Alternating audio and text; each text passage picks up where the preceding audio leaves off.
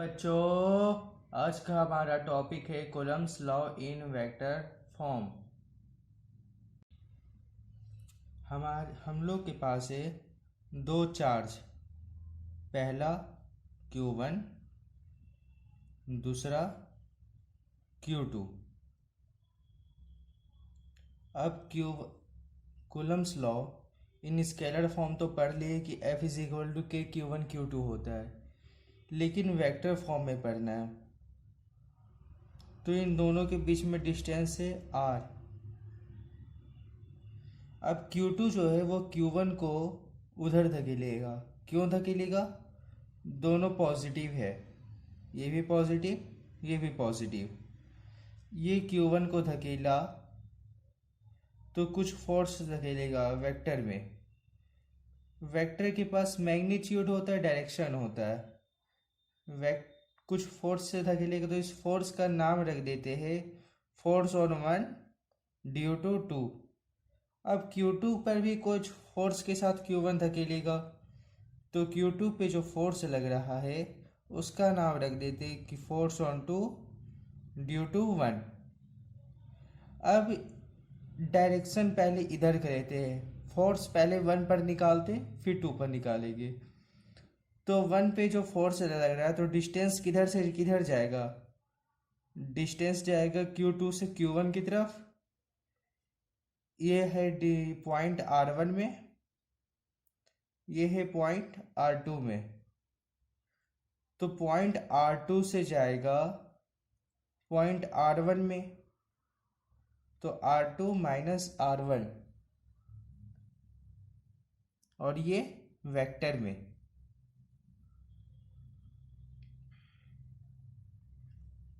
ठीक है, तो लिख सकते हैं F force on one due to two vector में क्या हो जाएगा?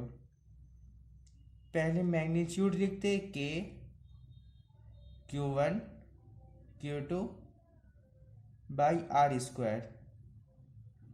अब इसमें डायरेक्शन भी डालना है। डायरेक्शन डालने के लिए क्या करेंगे? एक यूनिट वेक्टर को ले आएंगे, तो R2 vector minus R1 vector का यूनिट वेक्टर। अब यूनिट वेक्टर को हटाएंगे कैसे? तो एक फॉर्मूला होता है ए का unit vector equal to A का vector by divided by A का मैग्नीट्यूड। तो ये F12 हो जाए, one F on one due to two हो जाएगा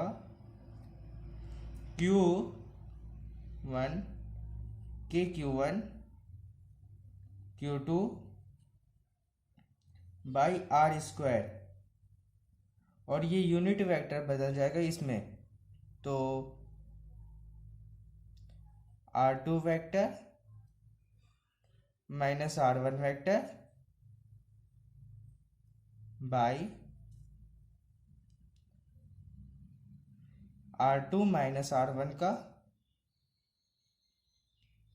R2 vector minus R1 vector का मैग्नीट्यूड।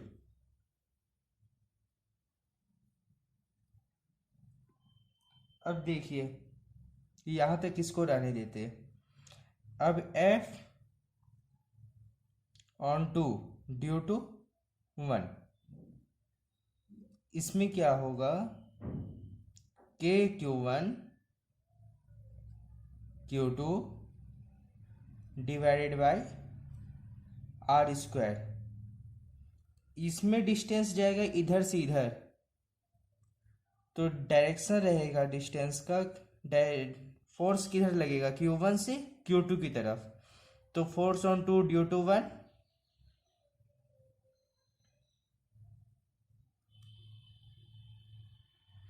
तो R फ्रॉम R किधर से किधर वैरी करेगा? R1 माइनस R1 का वेक्टर माइनस R2 का वेक्टर। तो यहां आ जाएगा R1 vector minus R2 vector का यूनिट वेक्टर, ये कैप। अब यहाँ ध्यान दीजिए, जो ये डिस्टेंस है वही तो इसके बराबर है, केवल डायरेक्शन ना चेंज है। मतलब R2 vector minus R1 vector जो है इक्वल क्या है, R1 vector minus R2 vector के बराबर। ये डिस्टेंस जो है, ये वाला डिस्टेंस, ये चेंज तो नहीं ना कर रहा है, ये दोनों जगह तो एक ही है, चाहे फोर्स इससे इसमें लगे या फिर इससे इसमें लगे। लेकिन एक चीज़ वेरी कर रहा है कि ये इसका नेगेटिव डायरेक्शन की ओर है। अगर यहाँ माइनस साइन लगा देंगे तो R2 vector minus R1 vector equal to minus R1 vector plus R2 vector हो जाएगा। तो ये दोनों तो एक दूसरे को ख़त्म कर देगा। तो ये R2 vector minus R1 vector क्या नेगेटिव हो जाएगा, R1 vector minus R2 vector का हो जाएगा। अब F on two due to 1 equal to KQ1 Q2 by R²। और वैसे ही इसका R1 vector minus R2 vector divided by R1 vector minus R2 vector का मैग्नीट्यूड। अब R2 माइनस R1 वेक्टर या फिर R1 vector minus R2 vector दोनों तो R के बराबर है। मतलब R2 vector minus R1 vector ये डिस्टेंस R भी है, ये distance R1 vector minus R2 vector भी यही डिस्टेंस है। तो ये अगर यहाँ पे मल्टीप्लाई हो जाएगा तो ये इसका क्यूब हो जाएगा। F(1) due to 2 equal to KQ1 Q2 by R³ R2 vector minus R1 vector. वैसे ही यहाँ पर भी हो जाएगा F2 due to 1 vector equal to KQ1 Q2 divided by R का क्यूब। और यहाँ पे R1 vector minus R2 vector. तो ये फोर्स निकल गया इस पे और ये फोर्स निकल गया 2 पे। अब ये दोनों रिलेट कैसे करेगा, ये वाला रिलेशन डालते हैं। ठीक है, R2 vector minus R1 vector में ये वाला वैल्यू पुट कर देते हैं। इसका अपोजिट भी हो सकता है, हम एक लेके बना रहे। Force on 1 due to 2 equal to KQ1 Q2 by R³। अब इसका वैल्यू क्या है, ये वाला है इसका वैल्यू पूरा R2 vector minus R1 vector का minus R1 vector minus R2 vector. तो यहाँ पे पुट कर देते हैं minus R1 vector minus R2 vector. तो यहाँ पे F(1) due to 2 equal to, आइए माइनस साइन को इधर ले जाते हैं, minus KQ1 Q2 divided by R³ और यहाँ आ गया R1 vector minus R2 vector. अब ये वाला फॉर्मूला और ये वाला फॉर्मूला ये दोनों तो एकदम सेम है। देखें यहाँ पे KQ1 Q2 by R³ R1 vector minus R2 vector. यहाँ पे भी वही है KQ1 Q2 divided by R³ R1 vector minus R2 vector. तो F2 ड्यू टू 1 यहाँ पुट कर देते हैं। तो F1 due to 2 vector equal to negative of F12 due to 1 vector. इसको डब्बा में बंद कर दीजिए।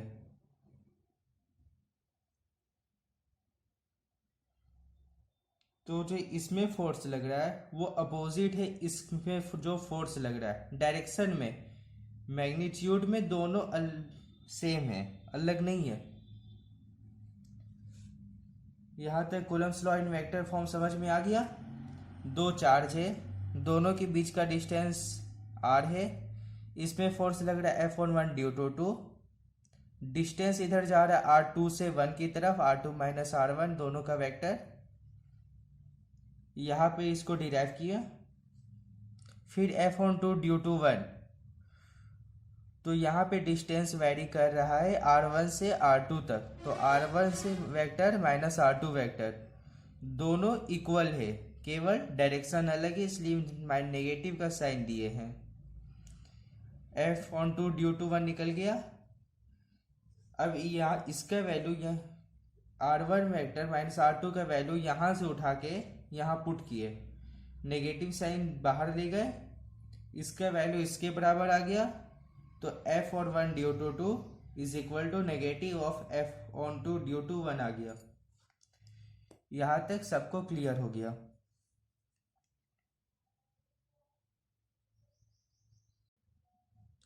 अब तुम लोग के लिए क्वेश्चन है कि तुम लोग को फोर्स फाइंड करना है F1 ड्यू टू 2 और F12 ड्यू टू 1। कंडीशन ये है कि हम एक दोनों पॉजिटिव चार्ज लिए है, तुम लोग को एक पॉजिटिव लेना है एक नेगेटिव लेना है। ये सब कोई फाइंड करने का कोशिश करना। अब है लिमिटेशंस ऑफ कूलम्ब्स लॉ, मतलब कूलम्ब्स लॉ की खामियां। कि सर क्या कूलम्ब्स लॉ में खामियां थी? तो हाँ बच्चों, कूलम्ब्स लॉ में भी खामियां थी। क्या खामियां थी? याद है मैंने बताया था कि कूलम्ब्स लॉ केवल पॉइंट चार्ज में काम करता है, केवल पॉइंट चार्ज पे ही काम करता है। अगर मान लो बहुत बड़ा बड़ा चार्ज है तो वो दोनों एक दूसरे के रिस्पेक्ट में पॉइंट चार्ज होना चाहिए, मतलब दोनों के बीच का डिस्टेंस बहुत बड़ा होना चाहिए। अगर बगल बगल में एकदम बड़ा बड़ा रख देंगे चार्ज तो उस पर कूलम्ब्स लॉ काम नहीं करेगा। तो इसका मतलब क्या लिख सकते हैं? इट क्या लिखेंगे बताओ? इट इज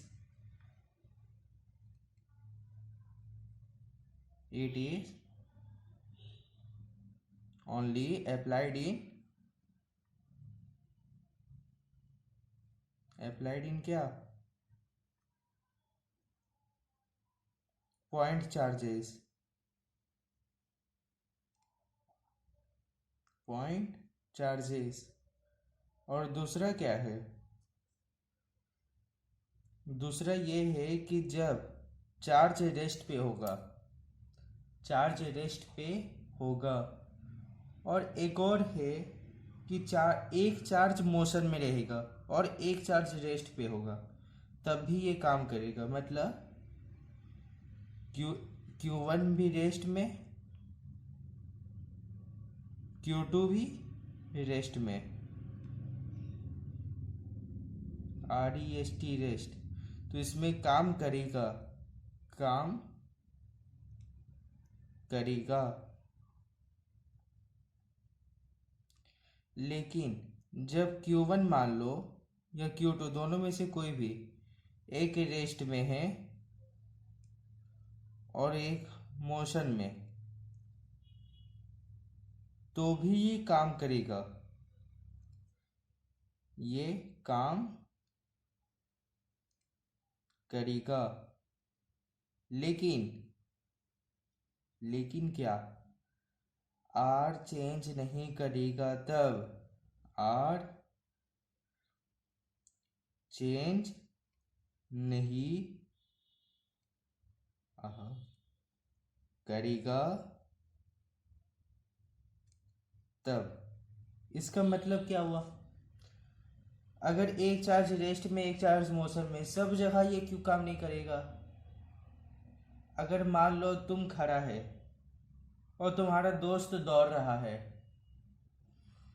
तो तुम भी तो, अगर तुम्हारे रिस्पेक्ट में वो मोशन में है तो उसके रिस्पेक्ट में भी तुम मोशन में है। लेकिन एक इलेक्ट्रॉन न्यूक्लियस के चारों ओर घूमता है,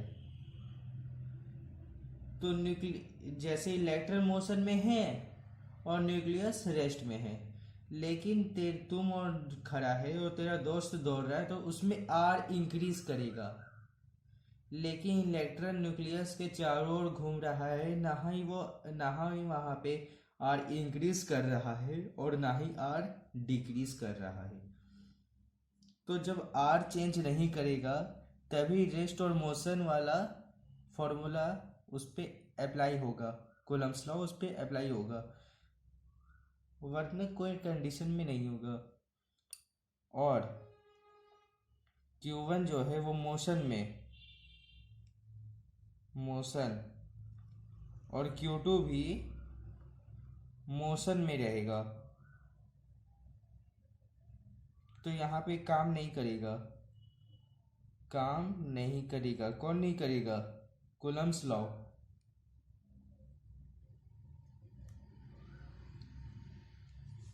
ठीक है, यहाँ तक पॉज करके लिख लो, फिर आगे बढ़ते हैं। Principle of superposition.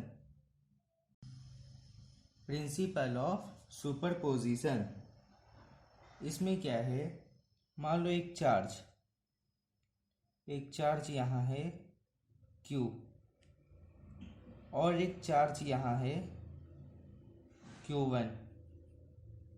तो Q1 इस पे कुछ फोर्स लगाएगा, आएगा फोर्स लगाते ही यहाँ से फोर्स लगाएगा, F1 फोर्स लगाएगा मान लेते हैं। अब एक चार्ज है यहाँ पे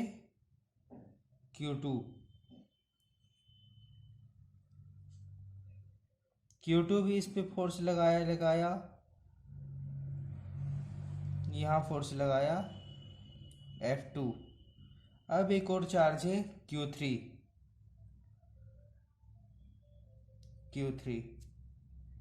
ये भी इस पे फोर्स लगाएगा फोर्स लगाएगा F3। अब एक चार्ज है Q4, मतलब इसी तरह Q1 Q2 Q3 Q4 करके बहुत सारा चार्ज है। ये तो टेढ़ा मेरा फोर्स लगा दिया।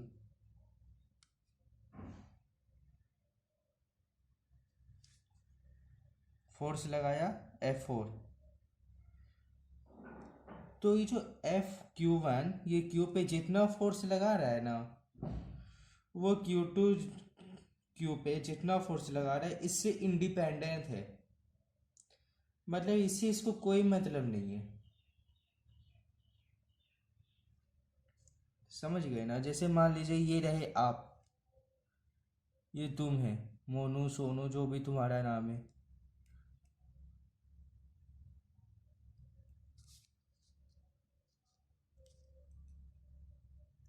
तुम गया गुपचुप का ठेला में गुपचुप खाने के लिए, ये रहा गुपचुप का ठेला, 4 गो डंडी, खा रहे तुम गुपचुप। अब उधर से आया तुम्हारा एक दोस्त, बोला अरे ये गुपचुप खा रहा है, तुम्हारे पास था पैसा कम, ये लेना था वो कुछ ज़्यादा पैसा था, सोचा कि कुछ खा लेते बाजार आए हैं। अब तुमको मिल गया तुम्हारा एक दोस्त, तुम सोचा कि अरे ये आ गया है इसको भी खिला देते। अब जब 10 रुपये आएगा बाद में, 10 रुपये का खिला रहा था, आएगा जब 10 रुपये बाद में तब भूख ले लेगी, इसको भी खिलाने लगा। अब आ गया एक और दोस्त तेरे पास, तुम सोचा कि इसको भी खिला देते। इसी तरह करते करते तुम्हारा बुक का दाम था 50 रुपया, तुम्हारे पास था 60, 6 गो दोस्त आ गया, 5 दोस्त, पांचों को तुम खिला दिया गुपचुप, बुक का पैसा खत्म। अब बुक कहाँ से लेगा सोचो। तो अब ये तुम इस पे जितना ये पैसा खर्चा किया, इस पे खर्चा किया, तो ये दोनों तो अनअफेक्टेड है। इसको इससे कोई लेना देना नहीं है। ये दोनों तो एक दूसरे को जानता भी नहीं है कौन आ गया। बस ऐसा ही है प्रिंसिपल ऑफ सुपरपोजिशन।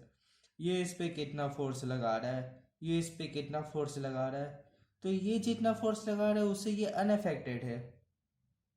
इससे इसको कोई मतलब नहीं। अब तुम लोग के लिए एक सिद्धि। क्या सिद्धि है सर? सिद्धियां।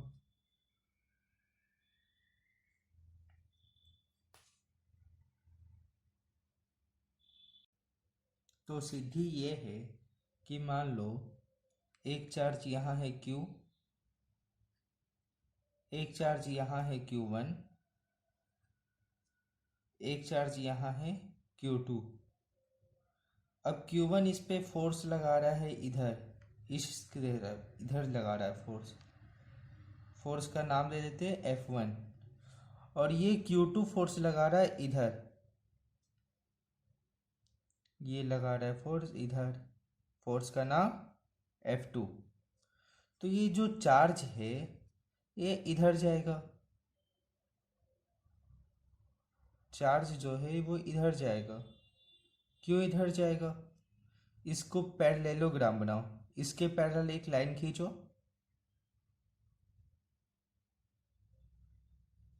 इसका सेम लेंथ के जितना ही। अब इसके पैरेलल भी एक लाइन खींचो, इसके सेम लेंथ जितना ही। तो फोर्स यहाँ जाएगा, फोर्स मेरा यहाँ लगेगा। अब मान लो ये इसका मैग्नीट्यूड ज़्यादा है तो ये ज़्यादा जोर से धकेलेगा तो ये बढ़ जाएगा। तो फोर्स जो है वो चाहिए, चार्ज का डायरेक्शन इधर जाएगा। अगर ये ज़्यादा मैग्नीट्यूड का है, ये चार्ज ज़्यादा मैग्नीट्यूड का है, तो इसको ज़्यादा फोर्स से इधर धकेलेगा, इधर कम फोर्स से धकेलेगा, तो चार्ज जो है वो इधर जाएगा। अभी दोनों को इक्वली मान के चले तो इसकी बीच में कुछ एंगल रहेगा जो इधर चार्ज को धकेलेगा। तो इसका फोर्स और इसका फोर्स, इस दोनों के बीच में कुछ एंगल है। मान लेते हैं ये एंगल है 60 डिग्री, 60 डिग्री। तो ये जो रिजल्टेंट फोर्स आएगा Fr, इसका वैल्यू क्या हो जाएगा? तो जो फोर्स 60 डिग्री में लगता है तो F नेट आर ये बोलो या नेट बोलो, दोनों हो जाएगा √3F के बराबर। ठीक है, मतलब कि जब ये तभी काम करेगा जब दोनों का मैग्नीट्यूड एक ही है, अलग अलग नहीं। एक मैग्नीट्यूड है, बीच में 60 डिग्री बना रहा है, तो √3F आएगा, क्योंकि ये भी F हो जाएगा, ये भी F हो जाएगा। अब वैसे ही मान लो दो फोर्स, ये दोनों एक ही चार्ज को धकेल रहा है, ये इधर